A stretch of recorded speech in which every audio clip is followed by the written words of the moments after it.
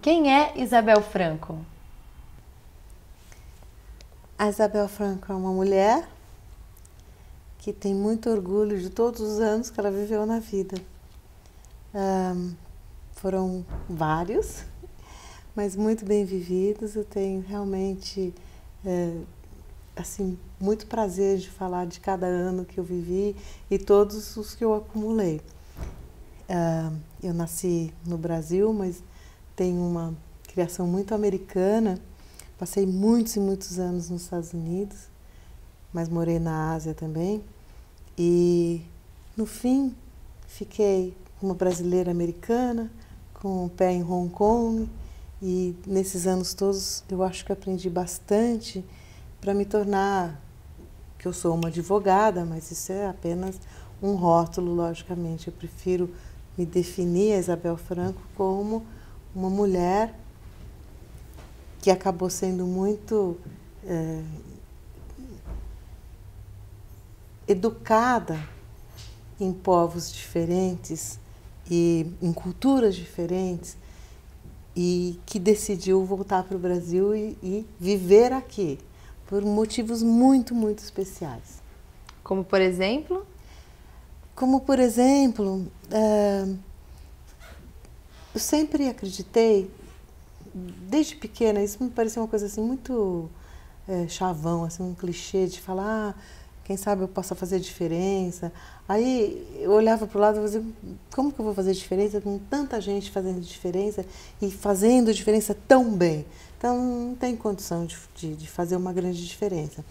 Então eu meio que achei que isso era uma coisa assim muito piegas até. E coloquei de lado, deixei e fui seguindo minha vida, seguindo minha carreira como advogada. Mas eu sentia uma coisa muito forte em fazer essa diferença. E que diferença é essa? Houve esse fato marcante que eu vou te contar, que realmente me fez acreditar que talvez não precisa ser uma grande pessoa e um grande nome, uma pessoa famosa, mas que realmente a gente pode fazer diferença assim bem pequenininha, como a formiguinha. Eu sou muito adepta às formiguinhas. Eu acho que todas elas se reúnem, cada uma tem o seu papel muito importante, as coisas são feitas devagarzinho, mas elas são feitas orquestradamente e no final do dia elas constroem muita coisa. No escritório onde eu trabalhava, não sei porquê, o chefe do escritório resolveu alugar uma sala para uma filipina. E a filipina era uma advogada, porque nós éramos todos advogados, era uma advogada de visto, de imigração. E ela recebia filas de filipinos ali. Eu achava o trabalho dela muito bonito, achava muito interessante, porque ela não cobrava tanto assim, porque quase todos os advogados cobravam acho que $5.000 para fazer um visto, e ela cobrava, sei lá, 4.000, 3.500, nem me lembro mais. E era uma pessoa que me parecia muito... que fazia uma diferença, assim. Até o dia em que a polícia entrou lá e apreendeu na frente de todo mundo. E nós descobrimos que ela era ilegal. Ela, advogada de visto, de imigração, que dava tanto visto para as pessoas, ela era ilegal. E com isso ela tinha roubado dinheiro de muita gente. Eu fiquei tão chocada, eu fiquei tão pasma, eu fiquei estupefada. Eu falei, não é possível. E depois eu comecei a conversar com as pessoas, algumas pessoas do andar, e descobri que muitas pessoas sabiam que ela era ilegal, que ela estava roubando, que ela pegava dinheiro de gente humilde, de gente pobre. Eu fiquei tão horrorizada, Letícia, eu fiquei assim, aquilo mexeu tanto comigo, quer dizer, parece uma bobagem, né? Uma coisinha assim que não faz diferença. Mas eu falei, mas gente, vocês sabiam, vocês são cúmplices dela. Não só porque ela efetivamente estava roubando o dinheiro das pessoas, como eram sonhos, é uma coisa muito importante você tentar legalizar a situação num país como os Estados Unidos. Eu fiquei muito chocada. E esse fato me impulsionou muito no sentido de ver, de abrir os meus olhos, de que cada vez que você vê uma coisa errada, se você não faz nada com relação a isso, mas é muito mais que conivente, você é cúmplice, você está cometendo a mesma violação, a mesma ofensa, o mesmo crime junto com a pessoa.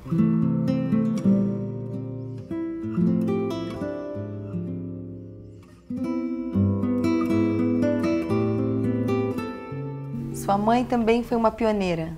Minha mãe foi uma incrível inspiradora e ela foi uma das primeiras mulheres na USP, ainda mais fazendo química. E realmente essa é uma carreira que até hoje não é muito das mulheres, mas ela se inspirava na Madame Curie. Então ela foi fazer química, virou a ovelha negra da família, porque saiu do interior, aquela coisa assim, e a preocupação dela não era se casar, e, enfim, ela gostaria, tanto que ela se casou e teve 3 filhas, mas ela mostrou muito claramente para as filhas que o mais importante era o ser humano e não a mulher, que precisava se casar, sabe, essas coisas, e que era muito importante a mulher ser uma pessoa, realizar alguma coisa e, além da família, dos filhos, realmente fazer uma diferença. Eu acho que eu herdei isso dela. E foi muito interessante que o meu pai, ao ter 3 filhas, ele virou um feminista também, porque acho que todo homem que tem muita mulher acaba virando feminista para, sei lá, proteger as suas filhas. Mas ela realmente foi um grande catalisador de tudo que havia na época em termos daquele feminismo saudável, da mulher que não deixava de lado o seu papel como esposa e mãe, mas que também saía ao mundo para fazer uma diferença. E ela fez muita. Hoje em dia, eu realmente agradeço as mulheres que fizeram diferença depois que a minha mãe me deixou, porque eu era praticamente menor de idade ainda, meu pai me emancipou, e foi assim, uma vizinha que era uma pessoa muito importante, que ficou assim, muito impactada pelo fato da minha mãe ter morrido tão cedo e ter deixado 3 filhas. Então, foram mulheres fortes que estiveram na minha vida, participaram da minha vida. Uma tia minha, uma amiga da minha mãe, uma outra tia. E isso me trouxe muito firme a sensação de que a mulher tem um papel na comunidade, na família, extremamente importante. E me deu muito a sensação de que eu gostaria de ser uma mentora também, como minha mãe tinha sido. E esse é um papel que eu acho importantíssimo quando a gente conversa sobre legado, que além desse trabalho de corrupção nas empresas, onde eu faço treinamentos, eu falo muito com as pessoas, o outro, eu estou à disposição para quem quiser, a hora que quiser, para orientar meninas e mulheres mais jovens, de como seguir carreiras. Eu faço muito isso, eu tenho tantas filhas adotivas, Letícia, você não tem ideia, elas me adotam, vão me adotando o tempo todo como mentora mesmo. E qual é o conselho que você dá para elas? Para mim é tão óbvio, mas para elas muitas vezes não é, que é autoestima, ter autoestima, porque eu não sei se isso veio da minha mãe, por ser uma mulher muito forte, nós crescemos com tanta autoestima que eu fico com dificuldade de vez em quando de entender algumas meninas que não têm, mas logicamente sei que isso vem de circunstâncias familiares mesmo. Então eu tento bastante ajudá-las a se autovalorizarem, verem o que elas têm de muito bom dentro delas e o que elas realmente podem fazer diferença, porque toda vez que elas sentem que elas fazem uma diferença para qualquer coisa, qualquer pessoa, imediatamente aquele sentimento de autoestima cresce dentro delas, vai empoderando, empoderando, empoderando, aquilo vai num crescendo e elas, de repente, se transformam mesmo em pessoas muito mais poderosas que nem elas podiam imaginar que elas eram. Mais ou menos o que minha mãe fazia, depois eu senti também que eu fazia, que eu podia fazer.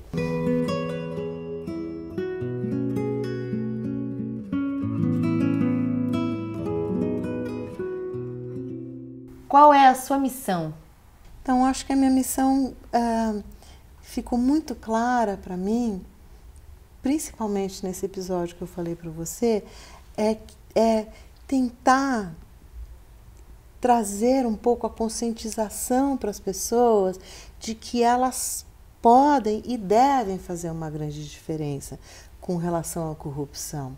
Você sabe que as estimativas do Banco Mundial só podem ser estimativas porque é impossível você colher dados estatísticos de uma coisa sobre a qual não se há evidências, mas que a corrupção no mundo inteiro move 3 trilhões de dólares por ano, mais ou menos, é uma estimativa. Ao mesmo tempo, as instituições que investem no ser humano, no desenvolvimento do ser humano, conseguem investir no máximo 100 bilhões de dólares por ano também. Então você veja que absurdo que é, neste planeta Terra, no desenvolvimento do ser humano, tanto dinheiro indo por um ralo para pouquíssimas pessoas com causas absolutamente perversas, porque a corrupção está sempre ligada com todo tipo de crime que você pode imaginar, droga, prostituição, pedofilia, enfim. O meu sonho de mundo ideal realmente é um onde todos nós possamos ganhar realmente, onde todos nós possamos ter muita saúde mental, que eu acho que a saúde mental é muito mais importante que a saúde física, porque sem saúde mental a gente não consegue gerenciar ou controlar o próprio corpo. E a saúde mental tem muito a ver com você viver num ambiente sadio, num ambiente mais puro, um ambiente menos corrompido por essa mentalidade do eu tenho que levar vantagem nas coisas sempre. É um ambiente onde eu acho que se você estiver bem, eu vou estar bem também. Eu acredito muito que a pessoa não deveria ter sonhos, que se ela pensar em alguma coisa como sonho, se for de verdade, devia ser objetivo, devia ser uma missão, um goal, como a gente fala em inglês, um objetivo mesmo. Então, alguma coisa que ela sente, nossa, eu sonho, que eu gostaria demais de fazer isso deveria ser um objetivo. Então, ela deveria sentar, estudar e analisar como é que ela pode concretizar esse objetivo e não deixar só ao Deus dará. Você tem que fazer um business plan para tudo na vida, sabe? Um plano estratégico para tudo. Então, mesmo se eu resolver agora que eu vou ser uma pessoa mais espiritualizada, eu tenho que sentar, pensar, fazer pesquisa, descobrir onde que eu posso achar ferramentas para isso, que tipo de pessoas com que eu tenho que me relacionar, quais são os lugares onde eu possa ir que vão me trazer isso, sabe? Então, tem muito a ver com o fato de você saber que você tira daqui de dentro do pensamento e o torna realidade. Então, para mim, esse negócio de sonho não existe, é tudo objetivo. E cada vez que você tem um sonho ou um objetivo, você tem de trabalhar em cima dele como se fosse um projeto. Isabel, o que você mudaria no mundo? Ai, é isso que eu trabalho todo dia. Que eu digo para você que eu adoro os treinamentos. Se eu pudesse mudar essa equação de que algumas pessoas têm de levar alguma vantagem, ganhar alguma coisa de uma maneira indevida, usar o seu poder, tráfico de influência, sabe? Se eu pudesse... Como seria o mundo sem corrupção? Provavelmente perto do paraíso, porque eu acho que as pessoas estariam com as outras sem a preocupação de que a outra está querendo coagir você, influenciar você para fazer alguma coisa que provavelmente não vai ser certa, que vai trazer um ganho indevido, que vai criar uma situação imprópria, que a corrupção sempre tem esse jogo da obtenção de uma vantagem, sempre. Aliás, o Código Penal, a lei americana, todos falam de conseguir obter alguma coisa indevida, uma vantagem indevida. Então, eu acho que se as pessoas pudessem estar umas com as outras, dentro das suas células, seja dentro da sua empresa, dentro da sua família, dentro do seu partido político, dentro da sua comunidade, sem esse jogo de poder, seria bem perto do paraíso, sim.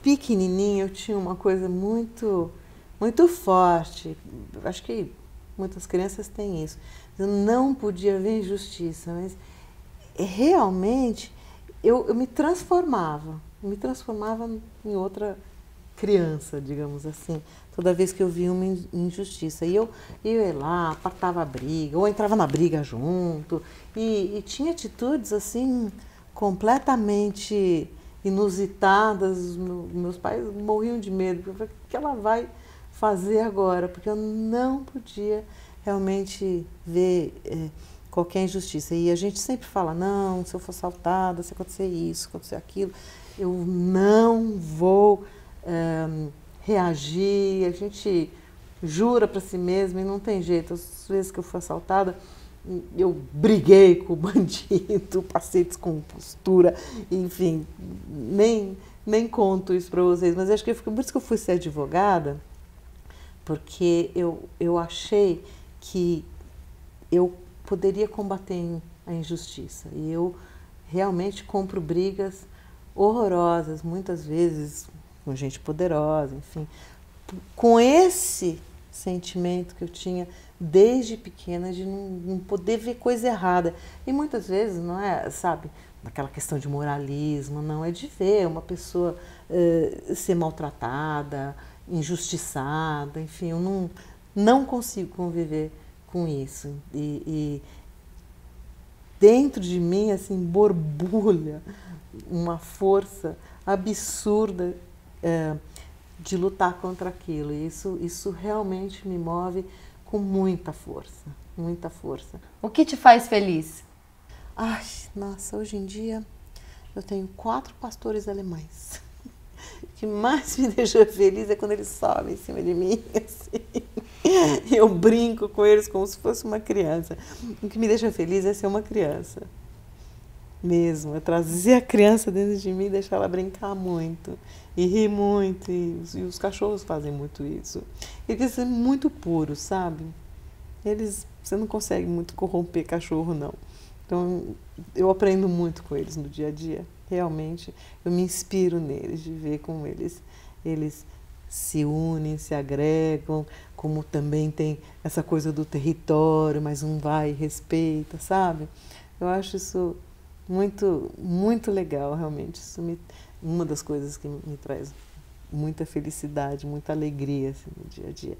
E a outra, como eu disse para você, no final do dia, depois de um treinamento, sentir, porque a gente em cima, ali no palco, vê a fisionomia das pessoas. Muitas delas vêm conversar com você depois do treinamento e você vê que a pessoa saiu de lá transformada, algumas vezes transtornada, porque ela sente, ela fala, meu Deus do céu, eu vejo todo dia o Zezinho ali fazer pagamentos indevidos, sabe? Paga o fiscal, paga o inspetor, paga o auditor, paga não sei quem, entendeu? Então, eu acho que no dia seguinte ela já vai fazer alguma coisa, entendeu? Então, eu saio de lá, olha, em nirvana.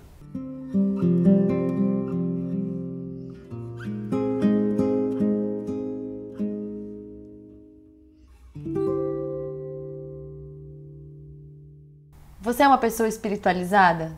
Eu meditava, fazia altos retiros espirituais e muitos deles, os que eu mais gostava, sem falar, não pode falar, passava assim, semana inteirinha sem se comunicar com ninguém. Eu achava isso e realmente tive momentos incríveis de ter sentido que eu tinha atingido alguma coisa muito, muito maior. Eu tive momentos muito claros na minha vida nesses retiros, sempre na Califórnia, e adjacências de que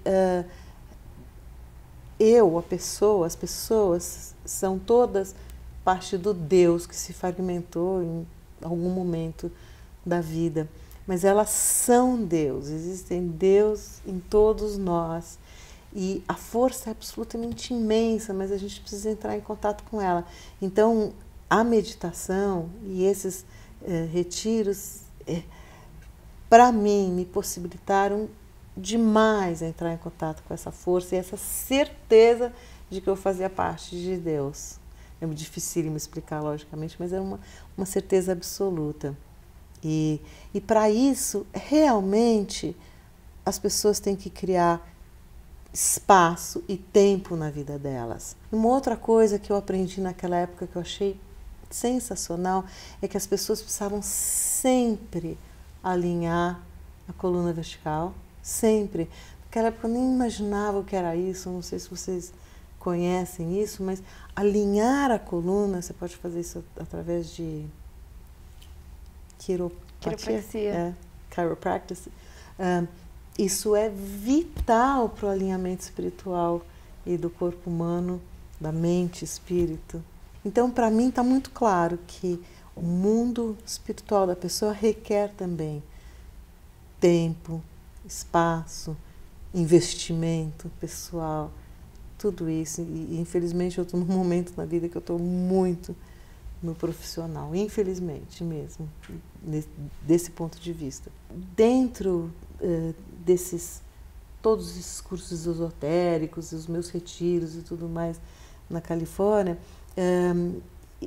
existe toda uma cultura de você fazer afirmativas, os affirmations, toda hora, diariamente, que eu acho que é uma forma de você exercitar ou trazer para o plano físico a sua fé.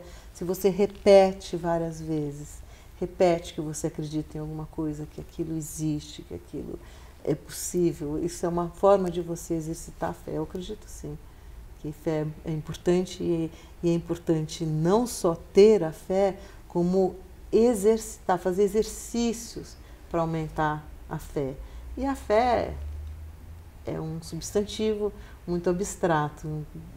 talvez o que seja fé para mim seja completamente diferente para você, mas fé para mim é uma força, uma energia importante que você deve exercitar do mesmo jeito que você exercita um músculo fazendo musculação. E para mim, a forma de exercitar a fé é através de mentalização, visualização e afirmativas.